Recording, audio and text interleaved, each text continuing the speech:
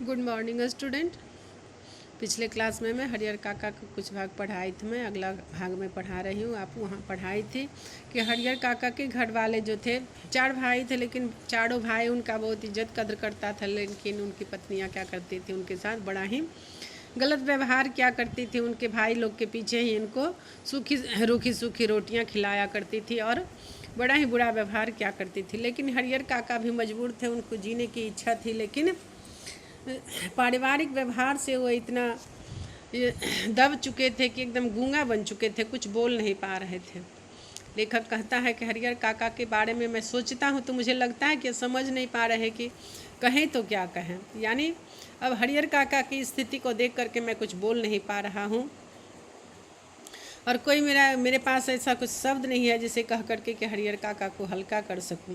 कोई ऐसी उक्ति नहीं जिसे कहकर वे मुक्ति पा सकें। यानी हरिहर काका के पास कोई ऐसा शब्द नहीं है जिसे कह करके वे अपना मन हल्का कर सकें। और लेखक कहता है कि अगर हरिहर काका की जैसी स्थिति मेरी भी होती तो मैं भी वैसा ही होता जैसा आज हरिहर काका की स्थिति हो गए, गूंगे हो गए थे। यानी अपनी घर वाले के बुरे व्यवहार के आगे कुछ बोल नहीं पा रहे थे। और लेखक कहता है कि हरिहर काका इस स्थिति में कैसे आप फंसे, कौन सी स्थिति है, इसके लिए कौन जिम्मेवार है, यह सब मैं कुछ जान नहीं पा रहा। यह सब बताने के पहले अपने गांव और तब लेखक कहता है कि सब चीज़ों को बताऊंगा, लेकिन इसके पहले मैं अपने गांव का वर्णन थोड़ा करना चाहता। और वो अपने गांव के बारे में बता रहे हैं कि हरिहर काका कहाँ के रहने वाले थे, उनका गाँव कैसा था और उस गाँव में क्या क्या चीज़ें थी, ये बता रहा। लेखक कहता है कि मेरा गांव कस्बाई शहर आरा से 40 किलोमीटर की दूरी पर है। हसन बाजार बस स्टैंड के पास। गांव की कुल आबादी 2,500-3 हजार लोग हो गए उनके गांव में रहने वाले। गांव में 3 प्रमुख स्थान है। गांव के पश्चिम किनारे बड़ा सा तालाब, मध्य स्थित बरगद का पुराना वृक्ष जहाँ लोग बैठक के रूप में प्रयोग करते थे उसको। और गांव के पूर्व में ठकुरबाड़ी, ठाकुर जी का विशाल मंदिर जिसे गांव के लोग ठकुरबाड़ी कहते। तो पश्चिम में क्या था, तालाब था। गांव के बीच एक बरगद का पेड़ था जहां लोग उठता बैठता था, गपशप करता था। और पूरब में ठकुरबाड़ी था। ठकुरबाड़ी जैसे जिसको कि हम लोग मंदिर कहते हो गांव में, उसी मंदिर को लोग ठकुरबाड़ी बोलते हैं। वहाँ भगवान की मूर्ति होती है, लोग पूजा पाठ करते हैं।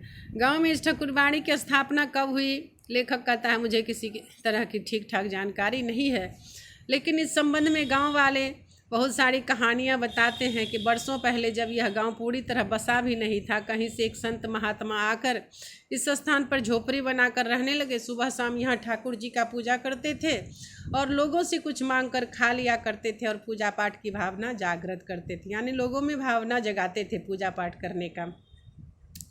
बाद में लोग से चंदा करके ठाकुर जी का एक छोटा सा मंदिर बना दिया गया जिसे ठकुरबाड़ी कहा जाने लगा। और जैसे जैसे गांव बसता गया, आबादी बढ़ती गई, मंदिर के कलेवर में विस्तार होता गया। यानी मंदिर में दान दक्षिणा ज़्यादा होने लगा। लोग ठाकुर जी को मन्नत मानते थे कि पुत्र हो जाएगा, मेरी कोई मनोकामना पूरा होगी तो मैं आपको कुछ दान दूंगा। फिर इसमें जिसको सफलता मिलती थी, खुशी से ठाकुर जी पर रुपया, जेवर, अनाज चढ़ाते थे। ऐसे अधिक खुशी होती थी तो लोग यहाँ तक कि अपना खेत का छोटा सा टुकड़ा ठकुरबाड़ी के नाम लिख दिया करता था। ये पुरानी परंपरा थी उस गांव की।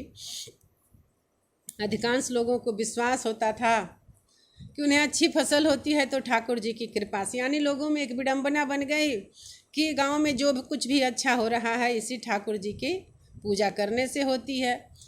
ऐसा विश्वास करके लोग वहाँ बहुत ज़्यादा दान पुण्य करने लगे। और इस तुलना गांव की अन्य चीज़ों की तुलना में ठकुरबाड़ी का विकास कई गुना होता चला गया लोगों के आस्था के कारण। अब तो यह गांव ठकुरबाड़ी से ही पहचाना जाता है। यानी इतना प्रसिद्ध ठकुरबाड़ी हो गया, लोगों के मन में इतना आत्मविश्वास जग गया उस ठकुरबाड़ी के प्रति कि आसपास के गांव के लोग भी वहां आकर मन्नत मांगने लगे, पूजा करने लगे। यह ठकुरबाड़ी न सिर्फ मेरे गांव की बड़ी विशाल ठकुरबाड़ी है, बल्कि पूरे इलाके में जोड़ की दूसरी ठकुरबाड़ी नहीं। यानी आसपास के गांव के लोग भी इसको बहुत प्रसिद्ध बना दिए पूजा करके करके। तो ठकुरबाड़ी के नाम क्या हो गया, दान पर करते करते ही 20 बीघा जमीन ठकुरबाड़ी का हो गया। धार्मिक लोग की एक समिति यानी कमेटी बनी थी जो ठकुरबाड़ी की देख रेख और संचालन के लिए प्रत्येक 3 साल पर एक महंत और पुजारी की नियुक्ति करते थे, बदलते रहते थे साधु को। उस ठकुरबाड़ी में ठकुरबाड़ी का काम लोगों के अंदर ठाकुर जी के प्रति, तो महंत लोग क्या करते थे, तो ठाकुर जी की पूजा करते थे और लोगों के प्रति भक्ति भावना पैदा करने था धर्म से विमुख हो रहे लोगों को धर्म के प्रति जागरूक करने का काम करते थे। शाम को ठकुरबाड़ी में भजन कीर्तन हुआ करता था। गांव के बूढ़े बुजुर्ग लोग उस भजन कीर्तन में शामिल हुआ करते थे। गांव में जब भी बाढ़ या सूखा चपेट आता था तो ठकुरबाड़ी के अहाते यानी बाउंड्री में रह आकर के लोग तंबू लगा करके लोग रहा करते थे। लोग और ठकुरबाड़ी के साधु अखंड हरि कीर्तन शुरू कर देते थे जब गांव में कोई आपदा आती थी तो।